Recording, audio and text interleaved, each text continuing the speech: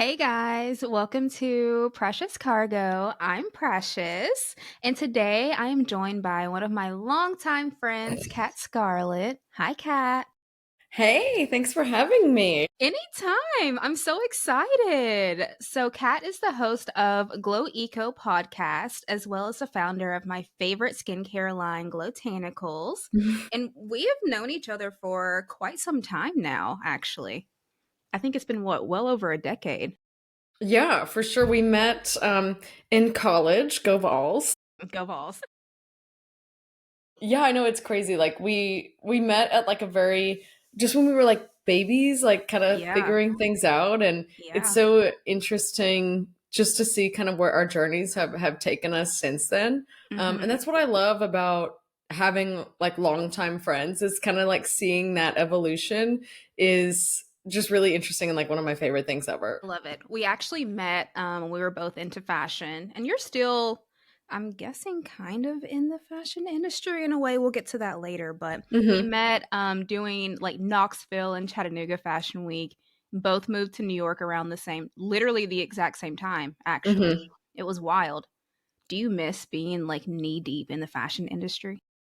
So, kind of. I mean, there's some things I've always loved fashion. I still love it, just as a consumer, and I love the art of it. I think Mm, there's a really fun aspect to working in a creative industry, but the actual like fashion industry itself, no, I don't, because it is cutthroat. And also, I think the other thing to remember is that when I was in fashion, when we were both in fashion, I don't know about your experience, but for my experience, like it was very much pre Me Too. It was very much pre like women looking out for women. oh, Like yeah. I had a lot of experiences where, yeah, especially with women, it was very like dog eat dog. Mm-hmm. And I didn't, and yeah, it's like people were stepping all over each other to get to the Mm-hmm. top. And It's awful. It was awful.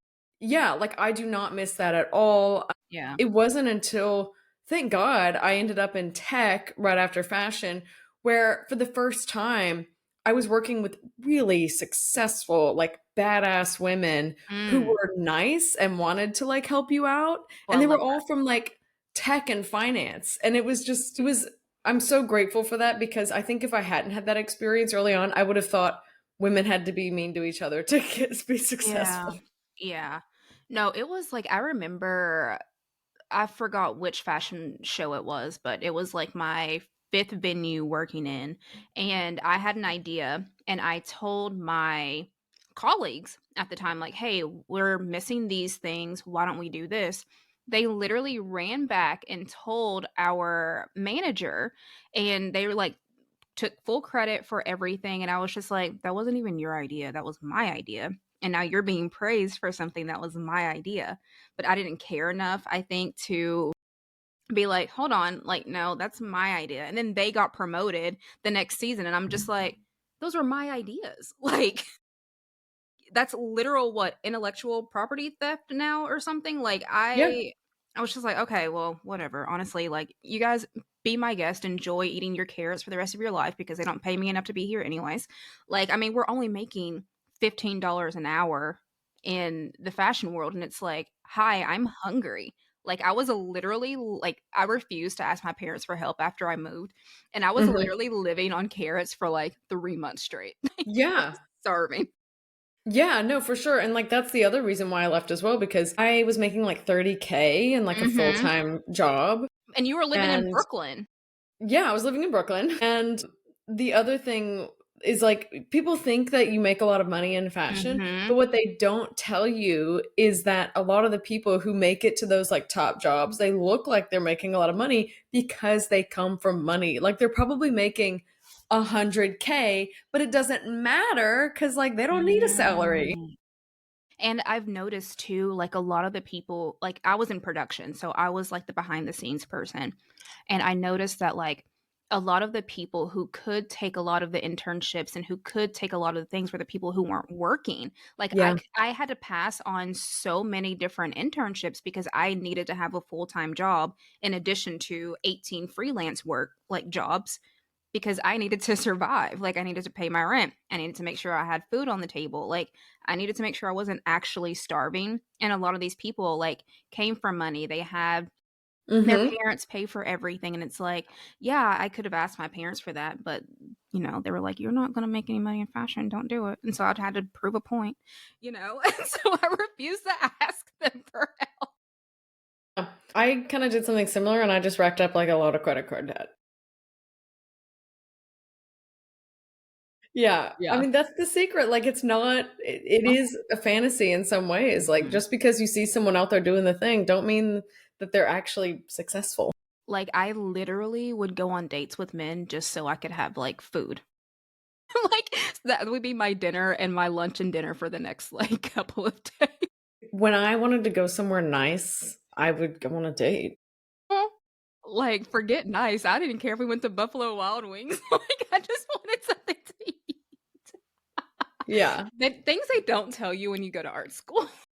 for real, yeah, it's so in that sense, no, I don't miss and people were horrible, like, that's why I Yeah, left, yeah, but there's certain aspects of the industry working in a creative industry, but I feel like I mhm, do that now yeah, in the work that I do. And now it's just on a smaller scale. Like I'm mhm, working with um, small business owners and female entrepreneurs and things like that in the circles that I'm in. And I find that I'm still kind of like on the creative side, but mhm, it's just much more uplifting. I don't know. I mean, like now I guess I'm more discerning and surrounding yeah, myself with a certain type of women and entrepreneur versus the people that are going to step all over you. And I love that. yeah, I love that for you. Yeah. So what was your wildest fashion, like, week or New York City story? I have so many. Oh, yeah. A lot. I liked, even though I did have kind of a horrible experience, like I do believe in like I'm a professional to the 10th degree. Mhm, And mhm, so I'm not going to go out there and smear people, but yeah.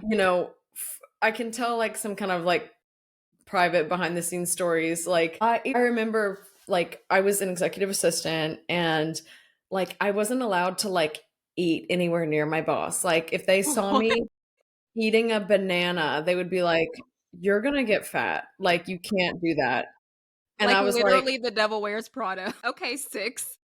"Yeah. Wow, wow. Yeah." And, like, my culture as well would so I felt like I was being used a little bit in the sense that, like, sometimes my boss would, like, dress me up in, like, the new clothes and bring me along to, like, business meetings that were really just, like, fancy lunches and be like, "Look how pretty she looks in our clothes." Like, Mm, and sometimes he would use my background and my culture as like I don't know what the word is, but he would use it as like a insult on other people sometimes. Like he'd be like like, Southern?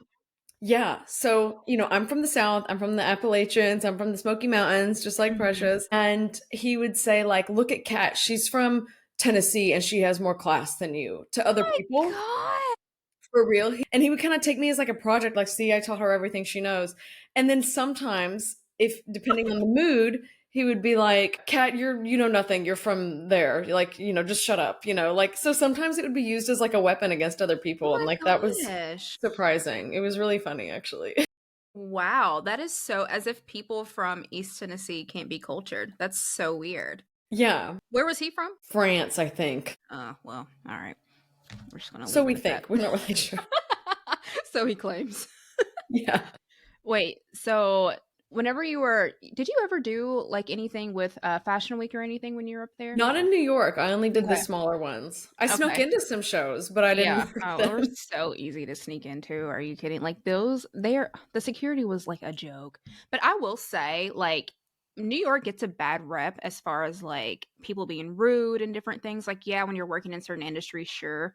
But I met some of my very best friends there. Like Yeah. people that I literally talk to every single day. Like, and the best part about it is that no one's from there really. I Mhm. mean, it's only like 10% of people in New York that are actually from New York. Yeah. And like, all of my friends I met were from, like, New Orleans and Florida, and it was just so nice and so lovely, like, I literally, like, just came back from visiting one of my friends I met up there, and it was just I don't know. I Yeah. love them. I love No, them so I much. loved it. Like, New York is, like, still one of my favorite places in the world. Mhm.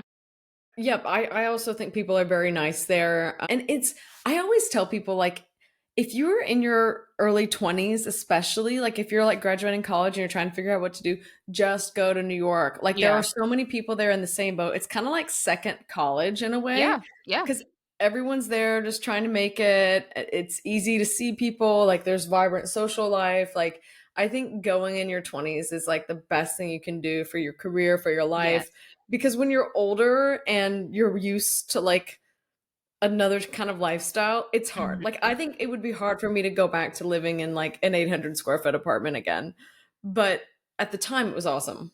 Yeah. No, I And loved going out it. all the time too, like, I don't go out all the time anymore, but Yeah, I don't go out at all, but, like, I sleep better when I hear sirens than, like, at my parents' house when it's, like, pitch black, silent, like, I'm just like, "What's out there?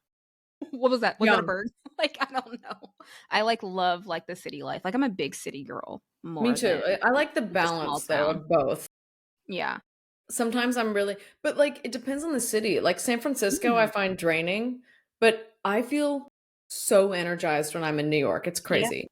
Yeah. Have you ever, like, seen the astro lines where it's like you feel more energetic and like your I need to look into that more. Like apparently like based on like your chart and everything, Mhm. like they have lines that like wherever it is on there, certain places are better for like making money, certain places are like Mm. more draining, certain cities are better for like starting a family. Like there's so many different things. Like I really want to see mine because I feel more energetic and more productive in larger cities. Like, I Mhm. get more done. Like, I'm in Nashville this weekend, and I've gotten so much done. My book is like you guys, my book is almost done, and I've just been editing and editing all weekend. I have recorded podcasts all weekend. I don't know, like, when I'm, like, at home, like, when I'm in Knoxville, I just don't feel, like, Oh my god. productive, right? Same. Dude, I'm exhausted. Like, as soon as I don't know if it's because 'cause I'm going home to where I grew up. Like, when I Yeah. go to Knoxville, I go to my parents' house, and Mhm. I just sleep. Like, I'm Yes. exhausted every time I'm there. It's just like I crash. Yes. Like, I literally, like, can't get out of bed. I feel It's so crazy. drained. The energy is just so draining to Can me. we look into that? Because, like, what is Yeah, that? yeah, we need to figure this out, and our birthdays are a week apart too, so that there could be s we're onto something here. Yeah, and we Yeah. both feel like we're super energized in New York and in certain cities, like, I feel energized in Nashville too. Yes, like, I mean, I was on a reality show here, like, I've done so many different things here, and I just feel like I am very creative when I'm in Nashville. I don't Mhm. know, it's interesting. Okay, let's Wait, look do into you it. That's our homework. Yeah, we're gonna do that. Do you remember when we were I think it was, like, the East Indian parade weekend, and those Oh, people were throwing limes at us? Do you Labor remember? Day? Yeah, Yes, I totally that forgot about that was until so you just funny. brought it up. That was so funny. Literally, like okay, so we were walking to some club Well, was it in was like a Brooklyn hookah club, wasn't it? Yeah, like in Brooklyn Heights or somewhere, and these people rolled down their windows and threw limes at us. Like, I don't know why, I never understood I that. don't understand why. Like, what was that? Dude, we used to do some sketchy shit. No, literally, why are we out? In that part of town, like, I what on know, earth were we thinking? I know, and I think, like, the week before or something was when that, like, Duke student got stabbed or something there. Do you One of remember my that? roommates got stabbed around there. My god. For real. I used to live in Crown Heights at the time. Oh my gosh. For everyone who doesn't know, like, Crown Heights is, like, where Jay-Z is from, I think. Oh, I'm pretty sure that's the case, but I interesting. can't Okay. remember exactly. So there's one half of Crown Heights that's, like, super Hasidic, and the other half is, like, Caribbean. Mhm. Yeah. But I think it's more gentrified now, but back then it was not. I don't know where the limes came from. I don't know what we were doing out. I used to walk around the streets of Brooklyn, like, literally at 2, 3, 4 o'clock, and I lived in Jersey, so, like, I would literally do that commute at, like, 4 AM. Why? Mhm. Like, am I okay? Like, how was I like, how did we survive? Do you ever think I about don't this? know, like, the amount of sketchy situations I found myself in. But even still to this day, I find San Francisco more sketchy than New York. Weird. I've never been. Ooh. It's different because I feel like in New York, you could kinda tell when people were being sketch, and you Mhm. could kind of like spot that. But in San Francisco, it's different. It's not just like there's criminals roaming around. There are literally crazy people, like mentally disturbed crazy people everywhere. Like, and it's I find that more scary because at least Yeah. someone who's like a criminal, like I know what they're after. Like, okay, Yeah. you want to like rob me. But a Okay, here. crazy person, you don't know what they want. I don't think they want anything besides to be crazy. Yeah. Yeah. It's I feel more uncomfortable in San Francisco for sure. Like in New York, I feel safe there. I feel safe in New York. I feel safe. Like, I had never had anyone, and the best part about New York is, like, everyone's so self-absorbed, they just mind their business. Like, no one is looking at you, like, everyone's in their phone, or they're reading a book, or they're in their own little world. Like, they can be like, "Oh, look at that crazy girl, like, walking at 2 AM. I'm gonna leave her alone because she's obviously, like, a freak, because who would do that?" Yeah. So, I don't know, like, I truly feel so much like, I feel safer there than I feel anywhere else that I go. Yeah, and the key I think is also like your confidence as well. If you're walking Mm. around the street late at night like, oh my God, "Oh who's my gonna god, get me?" someone's gonna get me." Yeah, then you look like a target. But if you walk like Mhm. you know where the fuck you're going, Mhm. nobody's gonna bother you, you And I'll know? cuss you out in a heartbeat. Like, Yeah. all these, like, you have to be aggressive. Like, they're so aggressive sometimes, like, especially, like, drivers and stuff, and they're, like, in your face. I remember landing, last year at JFK, and this cab driver, he wasn't even a cab driver, I don't know who he was. He, like, grabbed my bag. I said, "If you don't let my shit go right now, I'm gonna throat punch you because what are you doing?" No, I know. Yeah, you have to like speak up, you have to be aggressive, Mhm. when the moment calls. So New York, I think in any big city, like especially when you're by yourself, Mhm. 'tis not the time to be demure. No. And I don't think either one of us has been demure a day in our lives. No, this is the time for you touch me, that's gonna be the last time you ever touch someone else. Okay, thanks. Yeah, yeah. Maybe it's I like a love Southern that. girl thing. I don't know. 100%. Like, they think that we're so cute and so sweet and so innocent. Okay, we're Some cute. of them are, but I think we're just different. So, how did you go from working in the fashion industry to what you do now as far as, like, your activism and everything? Yeah, so I what's interesting is it did kind of come together in a roundabout way, but I left fashion because I wanted to make money. Yeah, yeah, And same. so I ended up in tech, and I Mhm. worked at a startup in New York, and it was amazing. I loved it. Like the people there were fantastic, and Mm. some of them I still keep in touch with today. Like it was awesome. And but there were many reasons why I left fashion. It was like the culture, it was the low salary, it was all of that stuff. But also while I was working in fashion was around the same time as the Bangladesh factory collapse. And that really woke up, I think, the entire industry Mhm, to wow, like there's a real impact to what we're doing and mhm. buying paying maximum like $8 per garment to make them overseas and ship them. And it was the first time I had woken up to kind of the impacts of being part of a global supply chain like that and unethical manufacturing practices. My company wasn't using the factory that collapsed, but it just woke up the entire industry. It woke me up to thinking about that. And I'm like, wait a minute, this is so screwed up. Like we're spending $8 per garment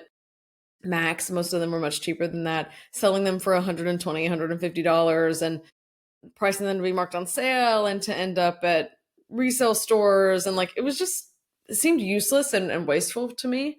But that's not I didn't really start an activism at that time. And so I got into tech, ended up moving to Australia with my now husband. And living in Australia is when I really woke up to actually be in activism. And that's because I saw the effects of climate change up close and personal. I've always been a huge nature lover, a huge Mhm, animal lover. Like I've always been like that, but mhm. I didn't really make the connection until I was living in Australia, seeing the effects of climate change up close and personal, seeing the Great Barrier Reef and what was happening to it, living in Sydney during the worst wildfires the country had ever seen, seeing it of millions of hectares of land burned, of animals burnt to a crisp, trapped in barbed wire fences, trying to flee, seeing the smoke, smelling the smoke every day. It was like Armageddon. And I just made God. me it lit something in me. I felt so angry and Mm. upset. And I was like, I can't turn away from this anymore. So I started getting involved with Greenpeace and all of that. And, yeah, that's when everything kind of started to come together for me.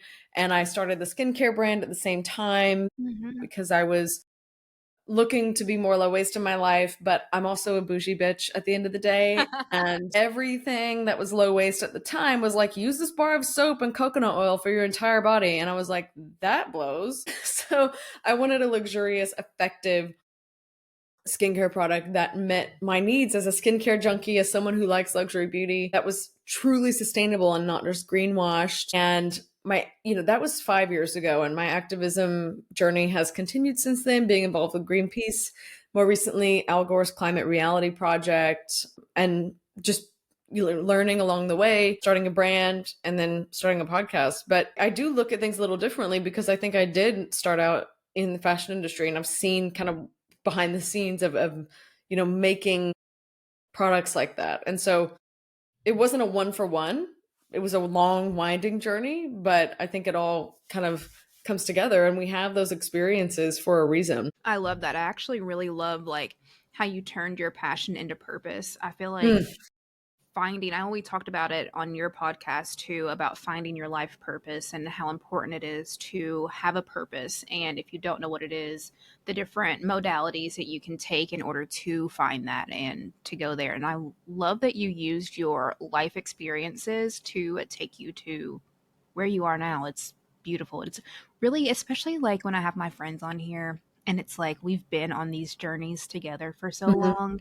It's so nice and so lovely to see like just the evolution of like not just ourselves but like each other, and how like I love friends that are really low maintenance and we don't have to talk every day and we can see each other once every now and then, and yet we're always still aligned at the same places in life. And I love that. Like that's such an invaluable thing to have. If you guys don't have that, please find it. Like it is such a beautiful thing to watch. It's like little butterflies. Like I don't know. It's just Yeah. so nice and sweet.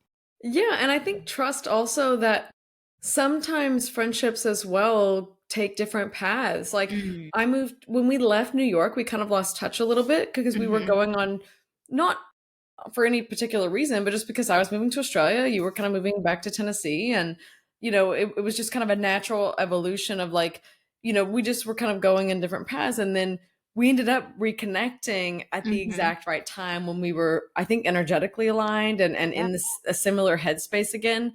And so maybe think about that as well. Like if you're thinking about someone, like, hey, like we connected on this a while ago, like maybe it's time to reconnect.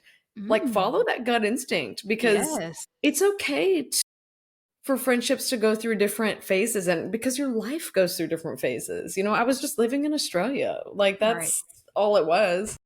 Yeah. So I would encourage people as well, like maybe if you haven't talked to someone in a little bit but you're feeling that urge, like call them. Mhm. I love Maybe that. now's the time. Now's the time. I actually so a friend of mine I hadn't spoken to, I haven't seen in like a year, and I had a reoccurring dream 4 nights in a row of this person, and I have never had a dream about them before in the, like, 15 years that we've known each other. And Wow. so I, like, reached out and I was just like, "Hey, are you good?" And he was like, "No," and I'm like, "Okay, you can call me if you need to talk." Like, that was so wild. Ooh, I do wanna tell you about, like, my prophetic dreams that I've been having t Please do, because we've been talking about this a little bit and I'm down for anything that you've been hearing from the other side. Times be a crazy.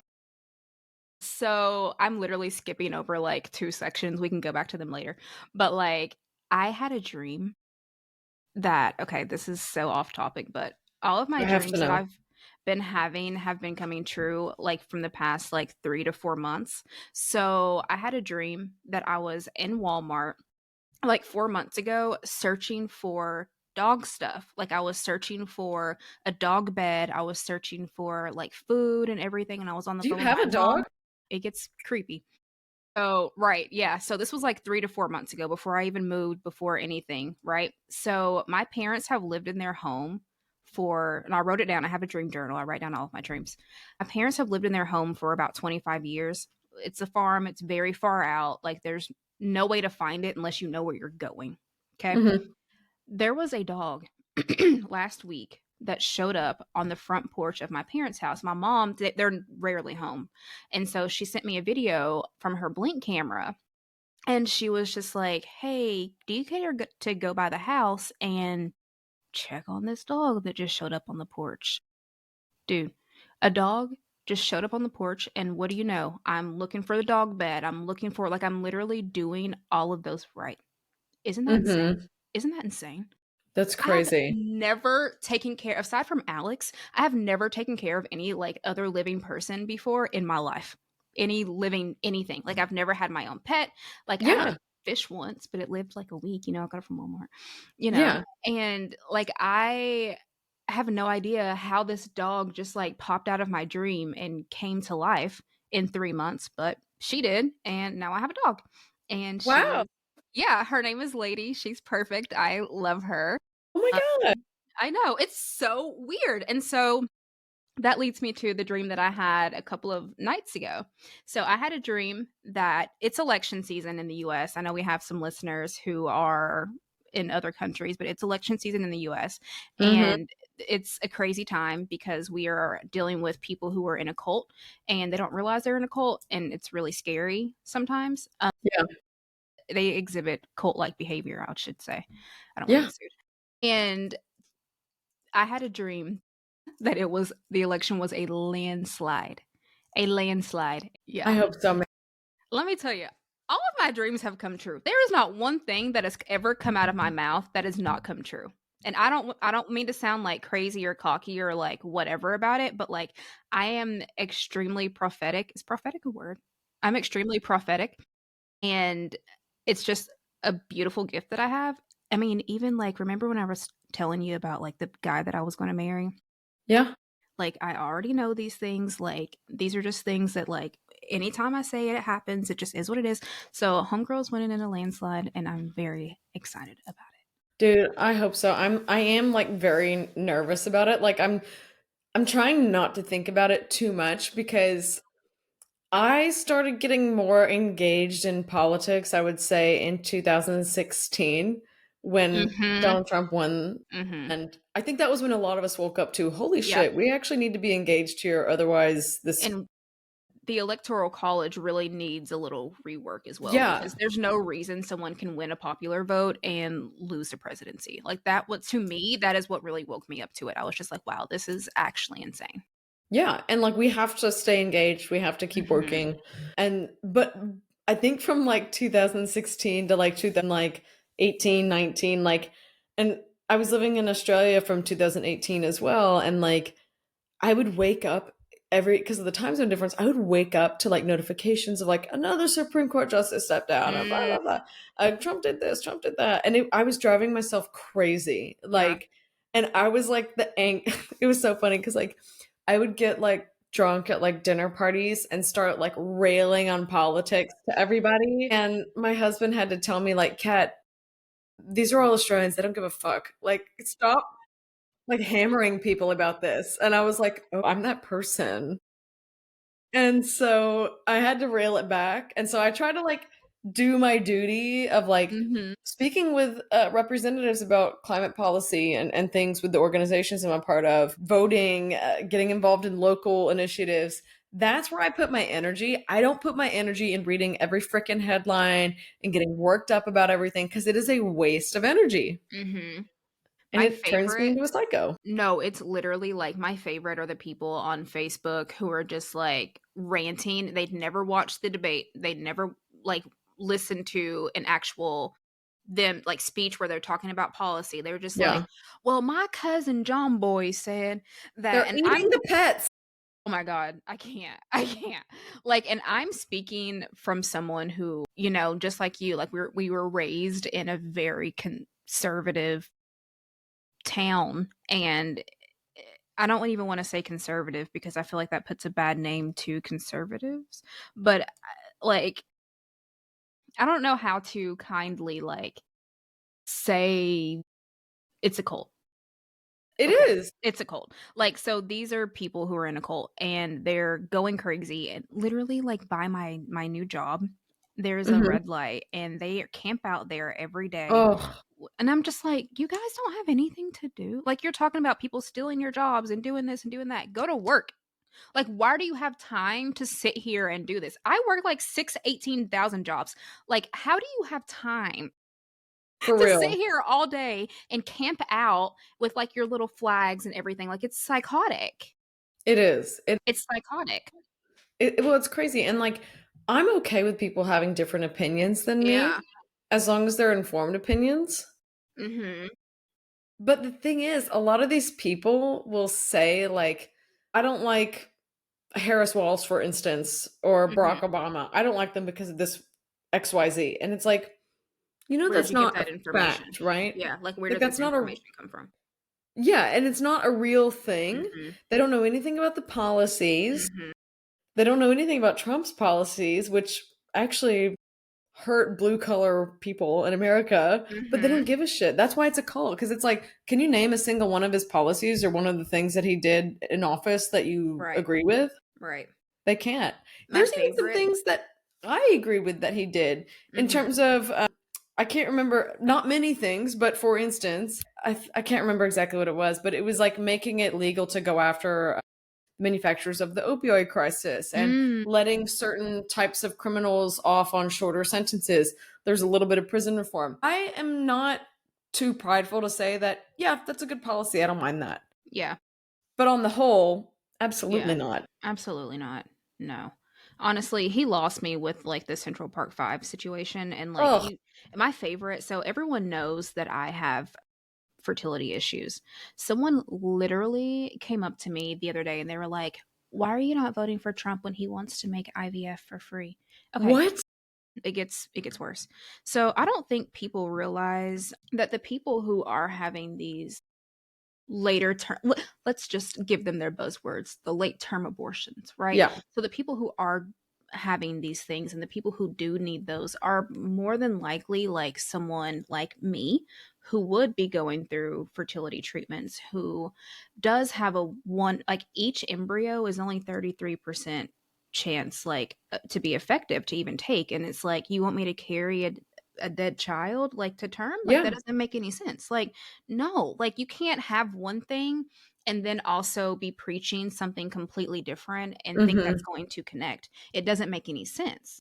Mhm. Like, you can't say you want IVF. Okay, cool. Then the baby gets here or the baby isn't alive. And then what?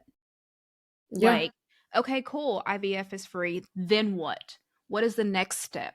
And it's Mhm. like I don't think that the logic behind what people are hearing is there. And that's what my concern is. Like, you hear buzzwords, and it's just like any election. You get the buzzwords, you get this, but you don't see beyond that one sentence. Like, this is where critical thinking is very important. And you can't just allow someone to gaslight you, which is pretty much what that administration is doing. They're just giving you buzzwords and gaslighting.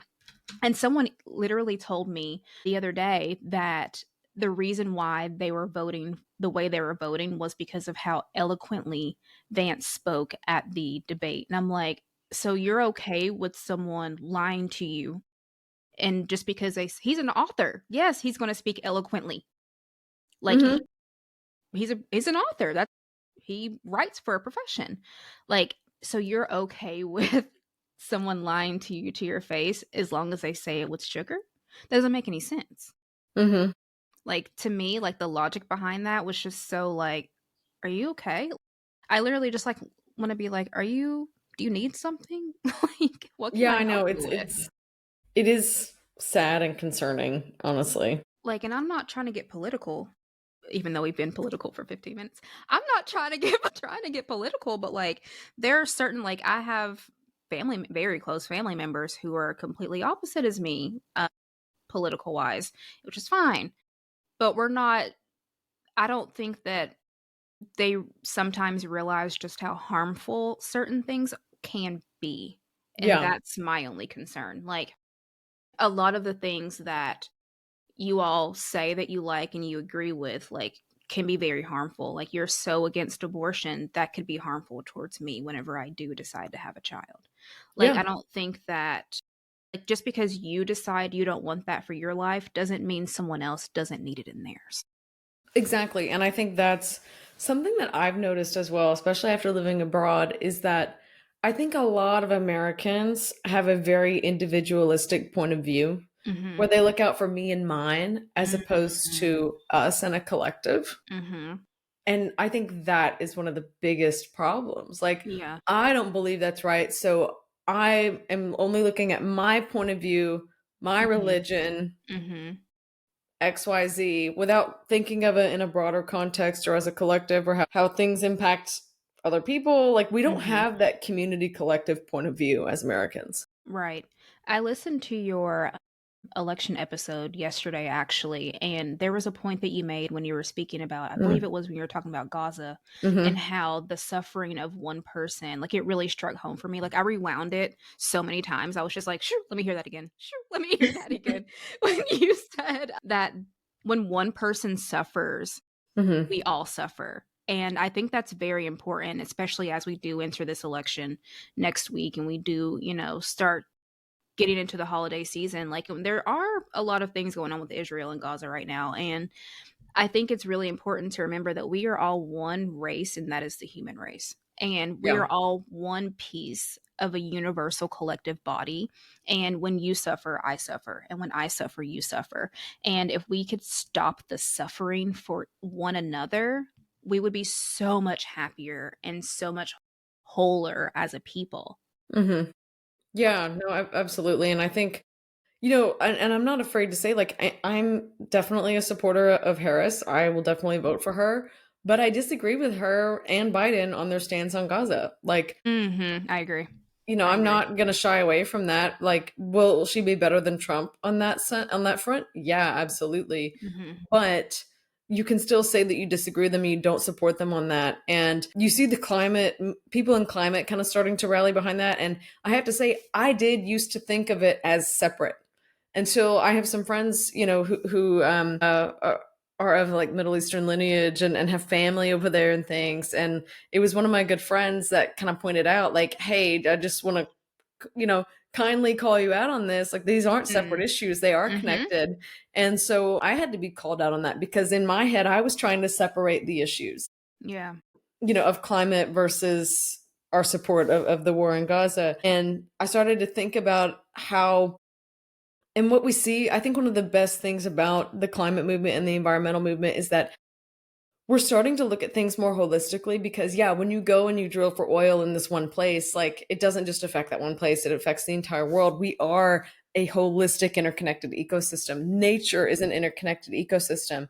And we have to start thinking of ourselves as a part of that, which means the human race is also an Mm-hmm. interconnected ecosystem. We're all connected, we're all part of this. And so I think, particularly in climate, if you're saying you want a cleaner, greener future, a more just future, but you're ignoring what's happening to one people in one part of the world, you can't really stand behind that, And that, yeah, I'm always willing to learn and think about things differently and be open minded. And yeah, over the last year, my stance on that, I was always, not for the war in Gaza, obviously, Yeah. but I was looking at them as separate issues. And today, I don't think that anymore. Yeah, I completely agree with you. I think that I don't know, I think that all the work that you're doing is really important, and if you guys get a moment, listen to Kat's podcast, Glo Eco. It is very inspiring, honestly. Like I'm gonna listen to the episode again on my way back home. Like I learned so much from it. Like, and I love learning. Like I'm always reading. I'm always like interested in like knowing more about different things, especially topics that I'm not very like familiar with, and like culture or climate and things like that. So it's just really, I don't know, I think it's really important that we diversify ourselves a little bit Yeah. more. Absolutely. And I learned a lot from you on the manifesting stuff because, like, Yeah. I think I started manifesting and kind of getting involved in that stuff, like, similarly around 2016. Like, my whole spiritual reawakening started happening around then. Mhm. But I kind of learned about it and then I've just been doing it one way for a long time. And it wasn't until I started following your work in this space that Mm. I started to look at it from a different point of view because I think you take the manifesting concept and actually make it more applicable and kind of to that, like, 10x degree. Oh, thank you so You much. do. I love Yeah. that. I'm a master manifestor. I'm not even gonna lie to you. Like, You are. always have been. And I didn't Mhm. even realize like that I was manifesting until I was just like, oh shit, like I gotta watch my words because everything I say is really powerful. Like that's insane, but it is what it Mhm. is. And I think that the power, even like no matter what your religious beliefs are, in whatever Bible it is that you're reading or what have you, whatever words you go to for your spiritual practice, they always specify the power of the tongue and Mm. the power of words. That is why you have a Gandhi. That is why you have a Buddha. That is why you have Jesus. Like, it is the words that they are speaking that get highlighted. Even in the Bible, when Jesus Mhm. speaks, it's in a different color. Why? Yeah. Because those words are important. And also, the power of the I am, I know Mm. carries weight heavily throughout each different practice, through a spiritual practice, through a Christian practice, whatever it is. Like, once people realize that there is no separation, is so much sweeter. I It's think like a that, veil, yeah, it's you fake. know? I think that a lot of the times, especially religions that are built on suppression, Mm. will try and tell you like you have to pray for this to someone else. You have to do this to someone else. You have to sacrifice to someone else. You have to do this to someone else instead of realizing that the things that you need are all within yourself. Mm. Like we might be getting kind of deep right now, but like you don't have to. It always confused me when I went to church. Mhm. And especially like growing up, I never understood why I had to ask for something from someone else. Like, why would I have to go to my pastor in order to talk to God? Mhm. Why can't I just do it myself? Well, and that to me, and I grew up Christian. You know, my religion is Christianity, and so I can't speak to other religions because I haven't studied Mhm. them. But just from the Christian point of view, that is what made Christianity Mhm. the world altering phenomenon that it was. Mm. Because what Jesus did, Jesus of Nazareth, like even if you're not a Christian, like I would encourage everyone to look into the history of Jesus of Nazareth because what an impactful figure, Right. but why he was persecuted and what made him so dangerous to these people Yeah. was like he broke the mold of like you don't have to go to the synagogue to talk to God. You don't need a priest to talk to God. God is in me, God is in Period. you. Period. That's what made it so Mhm. rebellious, and that's what changed the world, like having direct access to God as opposed to having to go to a temple. But then over history we kind of went reverse, and And went back. Yeah. yeah, the Catholic Yeah. Church was like, nah, you gotta come to Just me kidding. Now you got to talk to me and you got to do all this stuff and you gotta give before me money. and give all of your money. Yeah. Oh, our nails are the same color. I just realized that. I love that. High fall. Queen shit. Literally. But yeah, no, like that's for me, that is when I realized that, that is what really took my manifesting to another level. Like, this is why these things are happening to me because I've been saying them about my life. And I Hmm. also know I'm about to, y'all are going to start throwing holy water at the screen or whatever for what I'm about to say. But I do not believe in having someone else speak over you. I Mm. think anytime someone says they're praying for me or they ask if they can pray for me, I kindly decline. Ooh, Like, interesting. they do not, I don't know that person's heart. I don't know that person's motivations. I don't know. I don't know that person. Like, Hmm. it could be, and I see it a lot, like in hospitals, which I find odd. But like I was on an elevator with someone, she was pregnant, and this lady walked up to her and she was like, "Can I pray for you and your baby?" I got off the elevator. I don't know her. I don't know them. Like, you're speaking life over an unborn child, and we don't know the power that that person has or could have. Like, Hmm. I take my power and my energy very seriously. Hmm. I create a sacred temple around myself. I literally put myself in an invisible Merkaba, whatever, every day. Yeah. Like, every day, I fill myself with light every single day. Like, I do not allow anyone's words to penetrate my aura.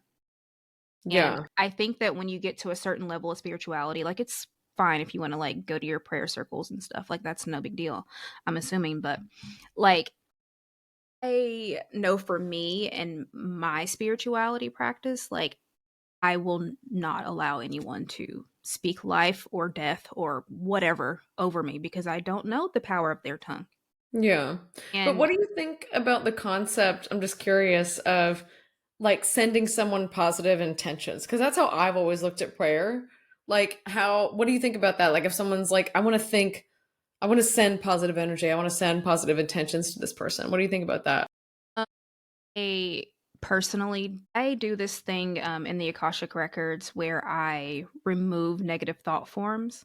Hmm. So if someone is sending me something and if it isn't positive, it will get blocked and sent back to sender. So Yeah. if someone sends me positive energy, that's fine. I will know if it's positive or not. But that's just me as a person. Yeah. I when someone's going through something, I don't ever really say like I'm praying for you or I'm sending you positive vibes. I just let them go through whatever they're going through because at the end of the day, we create our own reality. And if someone wants to go through something, they can go through something Yeah. And and if they want to seek help or advice, they can like come. they know they can come to you, and that's different. Exactly. Yeah, that's exactly. Like I'm never going to be the type of person to which also I find really interesting. Do you ever get those messages on Instagram? They're like, "Hey, sending you positive light. What's your zodiac? I want to give a reading to you." Like if any I get those. psychic oh, really? Listen, Never. if any psychic or any person or any spiritual whatever is coming to you to tell you something or give you something, reject it because it is Yeah. not of good intentions. Like, I am never going to see someone like, for example, like, let's say someone's in the hospital and they post it on Facebook because people do that. If you don't reach out to me, I'm not going to reach out to you. And like that could be seen, in different ways. But if you are not open and willing and receptive of that certain energy, I'm not going to be able to provide that for you. Yeah. Well, and also like I just thought about this, but like think about the people who are posting like while they're in the hospital, like, Hmm. here I am, like blah blah blah. Don't you think that's okay? Like this sounds Looking bad, for but like attention. it's an attention seeking Yeah. thing. Why are you focused on whatever showing everyone on Facebook that you're in the hospital versus on like maybe actually healing? Like, I don't know. It's wild. That's what I'm saying. Like I wouldn't be posting. you're not open for the energy to receive help. You're not open to that energy of receiving healing. You're in the energy of being a victim. That's fine. It's fine. I firmly believe that we create our own reality. That is what my book is about. Yes. That is what it is. I created my infertility for myself by repeatedly saying that I have infertility. I did that to myself. Yeah. And if we look back at all the bad things or horrific things that have happened to us, more than likely we allowed that into our lives. I'm not saying, On like, some level. yeah, I'm not saying like molestation and stuff was your fault or like whatever else is like your fault. Like I'm not saying like those types of things, but it's like, things happen, accidents happen. It is what it is. That's the part of the human experience. Hmm. But certain things, the majority of things are preventable. And like a lot of the things that happened to me when I was in college, for example, I allowed to happen. Like a Hmm. lot of the things that like went wrong in my life, I allowed to happen. I allowed that. And Yeah. the key is to identify that and like have a mirror to your face sometimes and be like, oh, so if I want something good to happen, I have to allow that to happen. Yeah. Yeah. And attracted and Be yeah, in the for energy sure. of it. Like, and it's harder to get out of the energy of being the victim, and it's Hmm. hard to get out of the energy of being the person that bad things happen to and end up being the person that good things happen to all the time. Like every day I wake up, everything always works out in my favor because I claim that, because Yeah. I speak that. And at the end of the day, nobody wants to take responsibility for their own life, 100%. They the want to good blame or the somebody. bad. You're responsible for the 100%. good and the bad. 100%. And on the one hand, it's like, isn't that a good thing? But then it's like, oh shit, that means I'm responsible for the bad stuff too. Uh-huh. Yes, exactly. Exactly. That is it. That is it. And It's that is the tough. key to manifestation, people. It is. So so what are you manifesting lately? Ooh, okay. Some things I'm manifesting, and we've talked about this a little bit. Some things I'm not ready to share yet because I do believe in keeping things close to your heart until it's in a confident enough space to Mhm. share, like with myself, like Mhm. me feeling confident about it and being clear. It takes me a long time to get crystal clear on certain things. Hmm. And so I don't want to share until I'm clear on what that is. But, on the whole, what I am manifesting is really shifting my career into the areas that I'm passionate about. I want to be spending, I do have a full time job, and I would like to be able to spend all of my time and energy on my life's purpose, on I the love things that that. I'm passionate about. And right now I'm still splitting my time because, got to make money. Yeah. And so I want to manifest like really having that my career, my all of my time and energy like going towards what I'm passionate about while making, the right salary at the same time. And so that's been what I've been manifesting for a long time. Now beyond that, what that is, I don't have that level of clarity yet that I'm ready to share on what that is going to be, Mhm. but that's the high level of kind of what I'm manifesting now. I love that for you. I will say that I am manifesting. I initially wanted my book to be published by December, but I'm kind of thinking I want to do a spring rollout. I hear that spring is more profitable for publishers. Mhm. And if it ain't making money, honey, it ain't making sense. I would say don't watch anything around the holidays because Exactly. everyone's spending the most advertising dollars possible to get eyes on their shit. Yes, yes. So we're going to do a spring rollout. I'm really excited. I'm so excited about it actually, because one thing about me, if you know me really well, you know I don't like being asked questions. And I can't tell you the amount of times people ask me the same questions over and over about manifesting. It's like Mm, literally, if you guys would just follow me and look at my stories, I tell you. Like yeah. I literally lay it out plain as day. This is how you do it. This is what you do. Wake up being grateful. Go to your this I'm literally showing you all my day from start to Mm, finish. You see my sound baths, you see my meditations. Like I have free meditations on Insight Timer. Like yeah. there are so many things that I'm like giving and providing. So now I have a book. It's only going to be about 100 pages, which is ideal because I don't like reading with a lot of filler. Hmm. It's short, sweet, to the point. Here you go. There's your manual. Yeah. If that'll be 17.99. And also, can we talk about like how much freaking filler is in self-help books? Oh my okay. I'm They going could be to so much shorter. my god, please. So I was reading the book that you also read, the second one by the person, the makeup person. You know Yes, yes, yeah. okay, I don't want to throw her under the bus but Ugh, if that second I book was a doozy, man. if I had a dollar for every time she said Oprah, I was going to lose my mind. I know. Like we've heard this story 1,001 I heard times, it in the Samantha. last book. Like 100 times. Like literally anytime I would look at a page, I would flip the page, I would scan it. If I saw Oprah, I skipped 4 pages. Yeah. Like I don't need to hear this story again. Yeah. We get it.